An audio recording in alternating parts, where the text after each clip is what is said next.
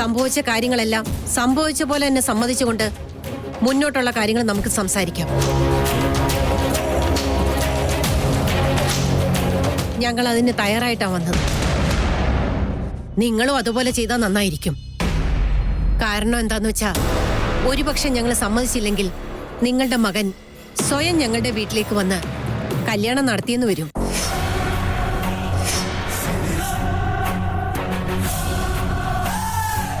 ദയവേത് നിങ്ങൾ വിഷമിക്കരുത്. എന്റെ ഭാര്യയുടെ സംസാര രീതികൾ ഇങ്ങനെയൊക്കെയാണ്. ദയവേത് ഇതൊന്നും മനസ്സിൽ വെക്കരുത്. ഞങ്ങൾക്ക് ആവശ്യമില്ലാതെ സംസാരിക്കുന്നതിന് താല്പര്യമില്ല ശ്രീധർ.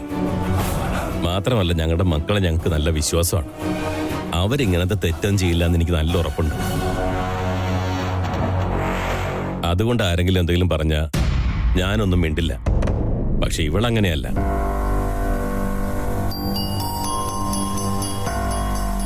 നാളെ ഞങ്ങളുടെ വീട്ടിൽ പൂജയാണ്.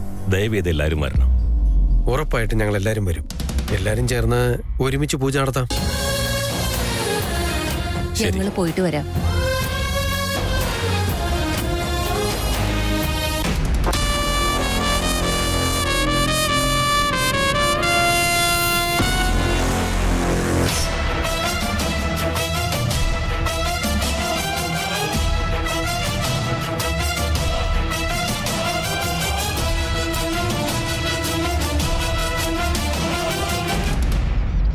വീട്ടിലെ ടെൻഷൻ എല്ലാം ഒഴിവാക്കി എൻജോയ് ചെയ്യാൻ വന്നപ്പോ നിനക്കെന്താ ഇത്ര പ്രശ്നം? നിങ്ങൾക്ക് സമാധാനം കിട്ടുന്നതിന് വേണ്ടി നിങ്ങൾ എൻജോയ് ചെയ്യുന്നുണ്ട് മുത്തശ്ശി. എന്നാൽ സത്യമായിട്ടുള്ള ഒരു കാര്യം പറഞ്ഞാൽ മുത്തശ്ശി അത് എങ്ങനെ ഏറ്റെടുക്കുവോ എന്തോ. എന്ത് സത്യം നിനക്ക് പറയാനുള്ളത്? അമൂല്യയുടെയും വേദാന്തിന്റെ ബന്ധത്തെ പറ്റിയാ മുത്തശ്ശി പറയുന്നേ. അതിലെന്താ ഇത്ര നിനക്ക് സംശയമുള്ളത്? അവരെ രണ്ടുപേരെയും കണ്ടാൽ നിനക്ക് മനസ്സിലാവില്ലേ എത്ര നല്ല ജോഡിയാ അവരെന്ന്? അത് കണ്ടിട്ട് മനസ്സിലാവാത്തത് കൊണ്ടാ ഇങ്ങനെ മാറ്റി നിർത്തി പറയുന്നേ. അവര് രണ്ടുപേരും ലവ്വാസ് ഒന്നും അല്ല മുത്തശ്ശി. നീ എന്തൊക്കെ ഈ പറയുന്നത്? എല്ലാം തമാശയാണെന്നാണോ നിന്റെ വിചാരം? മുത്തശ്ശിയെ വിശ്വസിപ്പിക്കാൻ വേണ്ടി വേദാന്ത് കല്യാണം കഴിക്കാതെ വിക്കിയുടെ കല്യാണം നടത്താൻ രണ്ടുപേരും കൂടി ഡ്രാമ കളിക്കുകയാണ് ഇവിടെ. മുത്തശ്ശിക്ക് ഇതൊന്നും മനസ്സിലാവാത്തോണ്ടാ അത് പറയാനാ ഞാൻ വിളിച്ചത്. മതി, നിർത്തടി. കുറ്റം പറയാനായിട്ട് വരാതെ. അവരെന്തിനാ നാടകം കളിക്കുന്നേ? അവര് കാണിക്കുന്ന ഡ്രാമ മുത്തശ്ശിക്ക് പോലും മനസ്സിലാവുന്നില്ല. വിക്കി റിസോർട്ടിൽ വിളിച്ചോണ്ട് വന്നിട്ട് നമ്മളെ കാണിക്കാൻ വേണ്ടി ഡ്രാമ കളിക്കുക.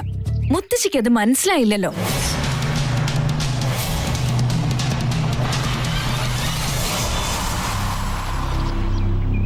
ഞാനെന്താ വെറും പൊട്ടിയാന്ന് നീ വിചാരിച്ചോ? എന്നെ അങ്ങനെയൊന്നും പറ്റിക്കാൻ പറ്റില്ല. ഞാൻ അവരെ വളരെ അടുത്ത് നിന്ന് സൂക്ഷ്മമായി ശ്രദ്ധിക്കുന്നുണ്ട്. എന്നാൽ ഇതുവരെ അവർക്കിടയിൽ ഒരു കുറവും എനിക്ക് തോന്നിയിട്ടില്ല. അവർ രണ്ടാള് ശരിക്കും പ്രണയിക്കുന്നുണ്ട്. ആവശ്യമില്ലാത്തൊന്നും നീ പറയാൻ വരണ്ട. മുത്തശ്ശിക്ക് പോലും ഈ ഡ്രാമ മനസ്സിലാവുന്നില്ലല്ലോ. ഇനി ഞാൻ പറഞ്ഞിട്ട് എന്താ കാര്യം? നോക്ക് ശാരിക, വെറുതെ അസംബന്ധം പറഞ്ഞോണ്ടിരുന്ന ഞാൻ ചുമ്മാ ഇരിക്കുമെന്ന് കരുതുന്നുണ്ടോ? അയ്യോ മുത്തശ്ശി, ഞാൻ പ്രൂഫ് ഇല്ലാതെ ഒരു കാര്യം ഒരിക്കലും പറയില്ല. ഒരാളെ പ്രേമിക്കുന്ന ഒരു പെണ്ണ് മറ്റൊരു പുരുഷന്റെ കൂടെ കൊഞ്ചു കൊഴിയൂന്ന് മുത്തശ്ശിക്ക് തോന്നുന്നുണ്ടോ? അപ്പോ നീ പറയുന്നത് അമൂല്യ ആ രീതിയിലുള്ള പെണ്ണാണെന്നാണോ? ഞാൻ വെറുതെ പറയുന്ന അല്ല മുത്തശ്ശി, വിത്ത് പ്രൂഫ് കാണിച്ചു തരാം. അവള് ശരിയല്ല. ഞാൻ ഒരെണ്ണം തന്നാറുണ്ടല്ലോ. ആവശ്യമില്ലാത്ത കാര്യങ്ങൾ ആ പെണ്ണിനെ പറ്റി പറയാൻ നിൽക്കണ്ട. മുത്തശ്ശി, മറ്റുള്ളവരെ കണ്ടുപിടിക്കുന്നത് വരെ എല്ലാവരും നല്ല ആൾക്കാരാ. വരും, മുത്തശ്ശി കൺമുന്നിൽ തന്നെ കണ്ടവളെ മനസ്സിലാക്കിക്കും.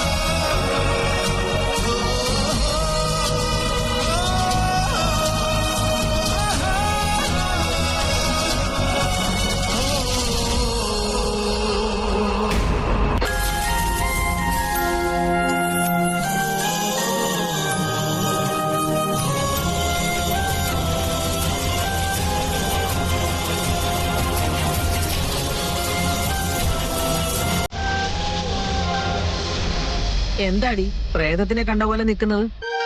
അല്ല മുത്തശ്ശി, ഞാൻ ആക്ച്വലി ഒരക്ഷരം മിണ്ടരുത്. എനിക്ക് ഒരു സംശയം ഉണ്ടായിരുന്നു, പിന്നീട് മനസ്സിലായി. പിക്നിക്കിന് വന്ന ശേഷം അത് പൂർണ്ണമായി മനസ്സിലായി. അവരുടേത് ശരിയായിട്ടുള്ള പ്രണയമാണെന്ന്. അയ്യോ അങ്ങനെയൊന്നും അല്ല മുത്തശ്ശി. എന്തങ്ങനെയല്ലാന്ന്? അപ്പോഴേ കളിയിൽ അവൾക്ക് വേണ്ടി വേദാന്ത് തോറ്റുകൊടുത്തില്ലേ? നീ കണ്ടില്ലേ അത്? എന്നിട്ട് നിനക്ക് സംശയമാണോ? അവന് പ്രണയമില്ലെങ്കിൽ അവൻ അങ്ങനെയൊക്കെ ചെയ്യുമായിരുന്നോ? ആദ്യം നീ വേണ്ടാത്ത കാര്യങ്ങൾ സംസാരിക്കുന്നത് നിർത്ത്.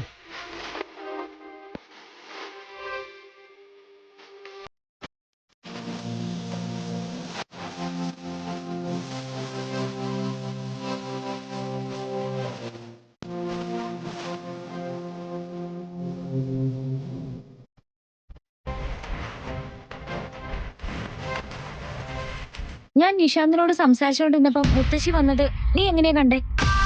ശാരിക മുത്തശ്ശിയെ വിളിച്ചോണ്ട് വരുന്നത് ഞാൻ കണ്ടു. അവൾ ആള് ശരിയല്ല. വെറുതെ എന്തിനൊരു പ്രശ്നം എന്ന് കരുതി ഞാനാ പറഞ്ഞു വിട്ടെ. കൊള്ളാലോ, നീയും ഇമ്മീഡിയറ്റ് ആയിട്ട് ക്യാരക്ടറായിട്ട് മാറുന്നുണ്ടല്ലോ. നിനക്ക് നല്ല ടാലന്റ് ഉണ്ട്. ഞാൻ നിന്നെ പോലൊരു സൈക്കോ അല്ല. എന്ന് വെച്ചാ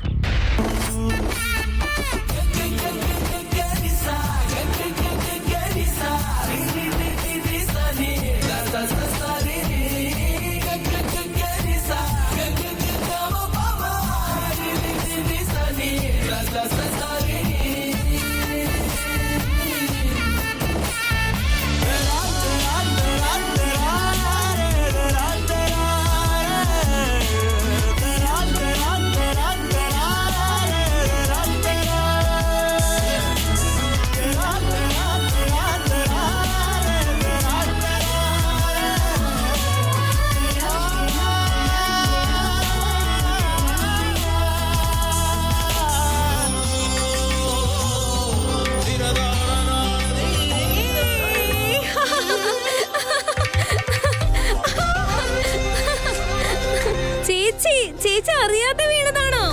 എന്റെ അഞ്ജു ഞാനായിട്ട് പോയി വീണതൊന്നുമല്ല, ഈ വിക്കി എന്നെ തള്ളിയിട്ടതാ. പ്രേമിച്ച് വീണു പോയതാ. ശരി അഞ്ജു, നീയും പോയി എൻജോയ് ചെയ്യും. വേണ്ട ചേച്ചി, എനിക്ക് പേടിയാണ്. അയ്യോ ഒന്നും പറ്റില്ല, നീ പൊയ്ക്കോ മോളെ. അല്ല ഇത്രയൊക്കെ പറയുന്നത് നീ എന്താ ചാടാത്ത്? കൊച്ചു കുട്ടികളെ എൻജോയ് ചെയ്യട്ടെ എന്ന് കരുതി. അല്ല ഞാനിവിടെ നിന്ന് എന്താ കുഴപ്പം? എന്താ പ്രോബ്ലം എന്നോ?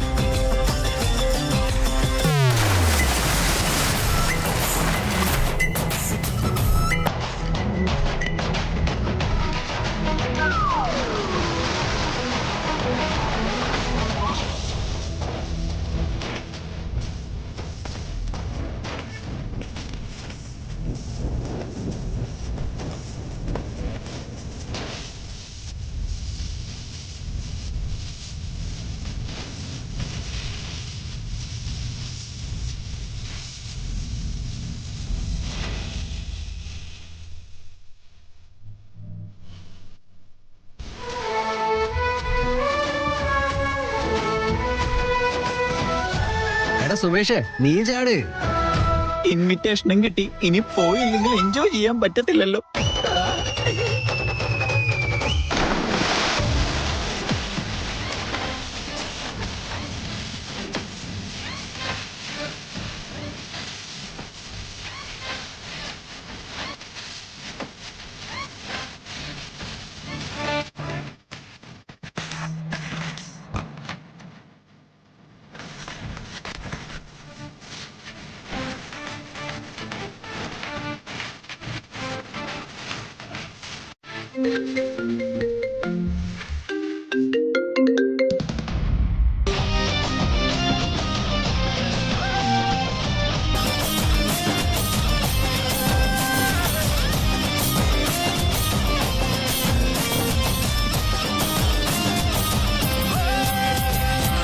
ചേട്ടാ,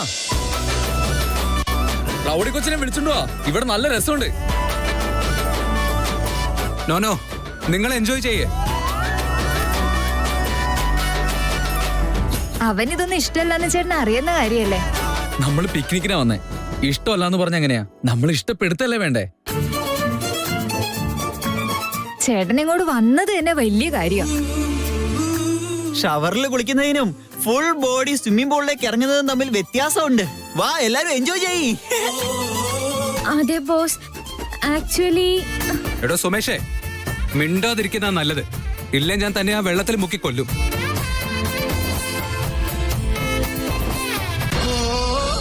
എന്തൊരു കഷ്ടം. എന്റെ ആഗ്രഹം എങ്ങനെയായി പോയല്ലോ. ഞാൻ ഒറ്റയ്ക്ക് ഇതിനകത്ത് ഇറങ്ങി മുത്തശ്ശി വന്ന് നോക്കുമ്പോ ഞാൻ ഒറ്റയ്ക്കുള്ളൂന്ന് കണ്ട അതും വലിയ പ്രശ്നമാവും. ഈ ലവിൽ ഒരു എൻജോയ്മെന്റും ഇല്ലേ ദൈവമേ. അല്ല, സ്വാതന്ത്ര്യം ഇല്ലാന്ന് വേണം പറയാൻ. അമ്മ ചേച്ചി ഇങ്ങോട്ട് വാ. നല്ല രസമുണ്ട്. ഇതുപോലെ എന്നെ സന്തോഷിക്കാൻ പറ്റില്ല. അത് സാരില്ല, നിങ്ങൾ എൻജോയ് ചെയ്തോളൂ. അയ്യോ എന്റെ അമ്മ ഒന്ന് വാ, നല്ല രസമുണ്ട്. അത് കുഴപ്പമില്ല ചേച്ചി.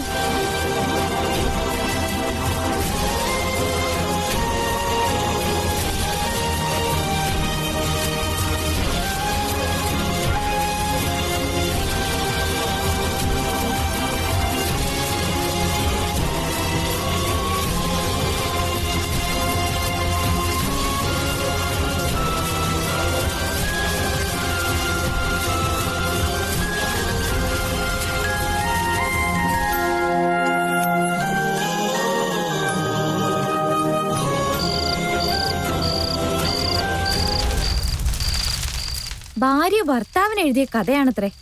അതെന്താണെന്നുള്ളത് ആദ്യം ഒന്ന് വായിക്കട്ടെ. നിന്നോട് ഞാനൊരു കഥ പറയട്ടെ.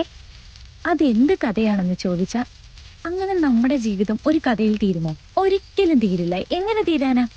ഒരിക്കൽ നമ്മൾ പ്രണയിച്ചത് ഓർമ്മയുണ്ടോ? പിന്നല്ലാതെ മറക്കാൻ പറ്റുമോ? അന്ന് മഴ പെയ്ത് തോർന്നപ്പോ നീ എന്റെ അടുത്ത് പറഞ്ഞില്ലേ നിനക്കെന്നെ ഒരുപാട് ഇഷ്ടമാണെന്ന്. നീ എന്തൊക്കെയാ പെണ്ണെ പറഞ്ഞോണ്ടിരിക്കുന്നേ? എന്താ ഞാൻ പറഞ്ഞത് സത്യമല്ലേ? അങ്ങനെ ഒരിക്കൽ തീർന്നു പോകുന്ന ഇഷ്ടം മാത്രമാണോ എന്നോടുള്ളത്? ഞാൻ എന്തെങ്കിലുമൊക്കെ അങ്ങനെ വെറുതെ പറയൂ? അങ്ങനെ പറയാൻ പറ്റില്ലേ? പറയുന്നതിനെന്താ, എന്ത് വേണമെങ്കിലും പറയാം. പ്രണയിക്കാത്തവരായിട്ട് ആരുമില്ല, പ്രണയം തോന്നാത്തവരുമില്ല, ഇഷ്ടം എന്താണെന്ന് കൊതിക്കാത്തവരുമില്ല. മറച്ചു വെക്കുന്ന സ്നേഹം എപ്പോഴും മനസ്സിൽ നിന്നും വിങ്ങലാണ്. മനസ്സിൽ നിറയെ സ്നേഹമുള്ളപ്പോ നമ്മൾ എന്തൊക്കെയായിരിക്കും ചെയ്യുക? ആരും കാണാതെ എനിക്ക് തന്ന ആ മൂക്കുത്തി പോലെ നിന്നെയും ഞാൻ എൻ്റെ മനസ്സിൽ ഒളിപ്പിച്ചു വെച്ചു. ആരും അറിയാതെ നീ എന്നും എൻ്റെ മനസ്സിലുണ്ടാവും. ഇത് ഉറപ്പായിട്ടും ഏതോ പ്രേമം മുത്ത് വട്ടായ ആളെ എഴുതിയതാ. എനിവേ, ബാക്കിയും കൂടെ വായിക്കാം. വിവാഹം കഴിഞ്ഞതിന് ശേഷവും ഭാര്യമാരെപ്പോഴും പ്രണയിനികളായിരിക്കണം. പ്രണയം എപ്പോഴെവിടെയാണോ തുടങ്ങുന്നത് അത് ആത്മാർത്ഥമാണെങ്കിൽ ഒരിക്കലും ഇല്ലാതാകുന്നില്ല. പ്രണയിനിയെ കാണുന്ന ദിനം മുതൽ ജീവിതമെന്ന സ്വപ്നം തുടങ്ങുകയായി. നമ്മൾ എന്താണോ സ്വപ്നം കണ്ടു തുടങ്ങുന്നത് അതായിരിക്കും മുന്നോട്ടുള്ള പ്രചോദനം. അരേവാ അരേവാ.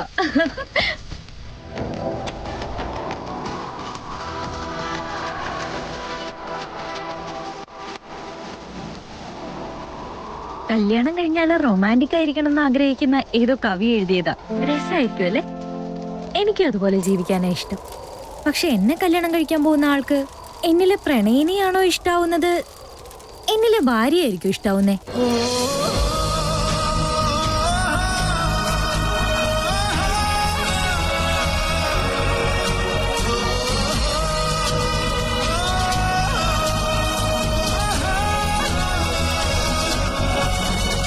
ചിദംബര രഹസ്യം, KP പൂർണ്ണചന്ദ്ര തേജസ്വി. ആരെഴുതിയ പുസ്തകമാണെങ്കിലും ഈ കവിത എന്തു ഭംഗിയായിട്ടാ ഇതിൽ എഴുതിയിരിക്കുന്നേ. എന്തായാലും കൊള്ളാം.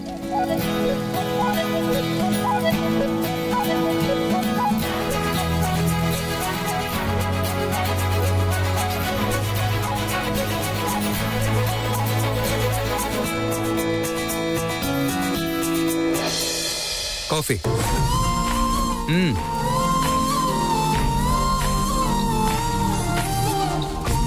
താങ്ക്സ്. ആക്ച്വലി തണുക്കുന്നുണ്ടായിരുന്നു. അറിയാം. ചിയേഴ്സ്.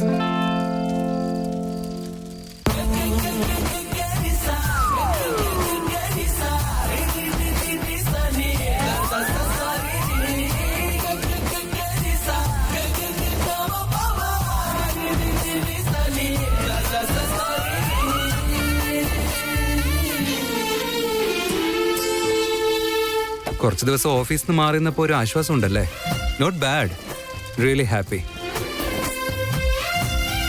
ഇതെന്താ രാത്രി ഒറ്റയ്ക്കിരുന്ന് ഈ നോവൽ വായിക്കുകയാണോ? ഇതൊരു കഥാപുസ്തകമാണെന്ന് എനിക്കും അറിയാം. പക്ഷെ ഇതിൽ കവിത എഴുതി വെച്ചിരിക്കുന്നു.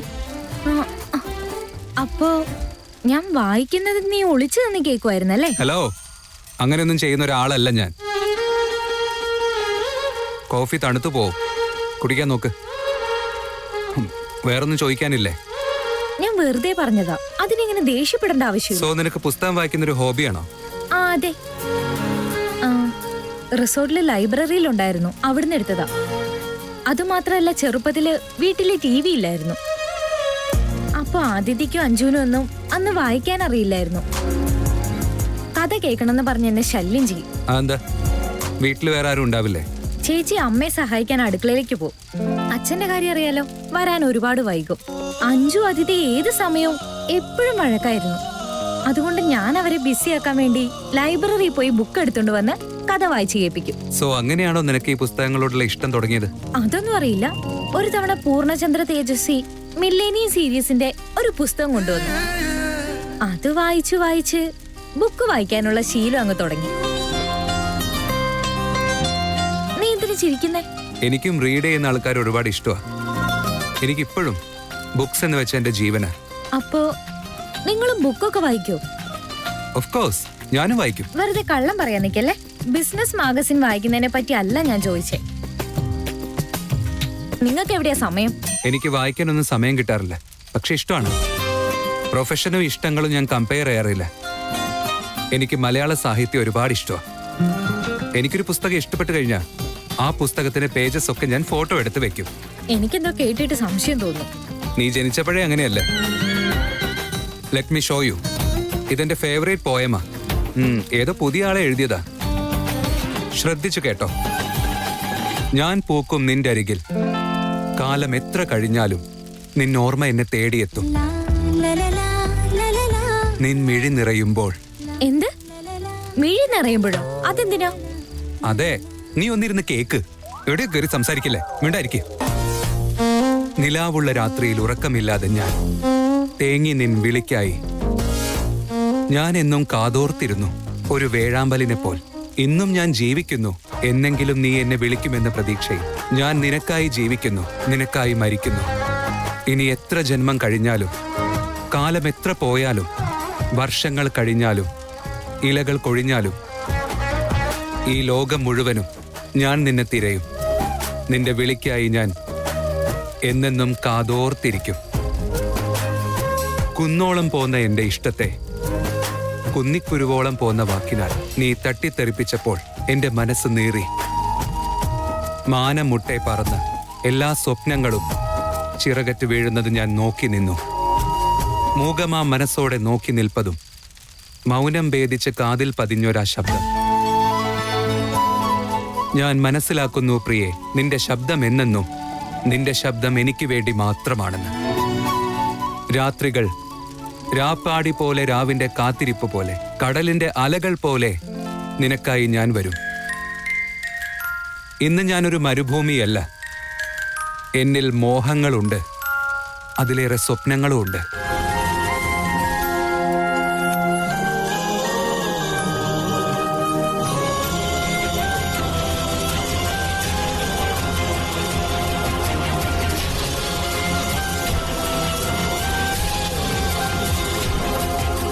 അതെ, എന്തു പറ്റി?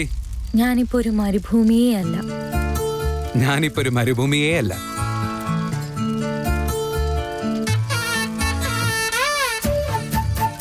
നന്നായിട്ടുണ്ടല്ലോ. എന്താ നന്നായിട്ടുള്ളേ? നമ്മളെല്ലാ കാര്യത്തിലും ഓപ്പോസിറ്റ് ആയിട്ട് ചിന്തിക്കുന്നവരാ. എന്നാലും ഈ ഒരു കാര്യത്തിലെങ്കിലും സെയിം ആയിട്ട് ചിന്തിക്കുന്നുണ്ടല്ലോ.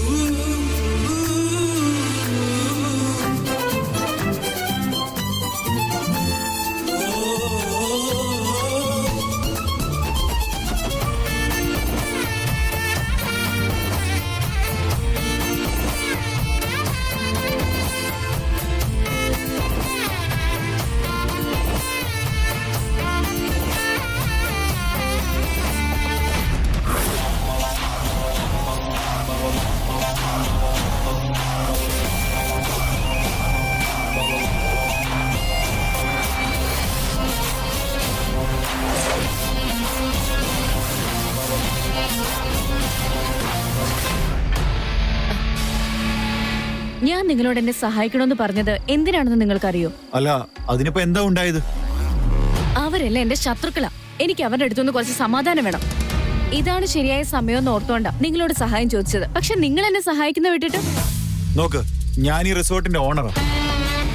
നിങ്ങളും ഞാനും തമ്മിൽ ചെറിയൊരു പരിചയം ഉണ്ടെന്ന് കരുതിയാ ഞാൻ ഈ കാര്യത്തിന് സമ്മതിച്ചേ. സമ്മതിച്ചു, അത്ര തന്നെ. സഹായം ഒന്നും ചെയ്തിട്ടില്ല.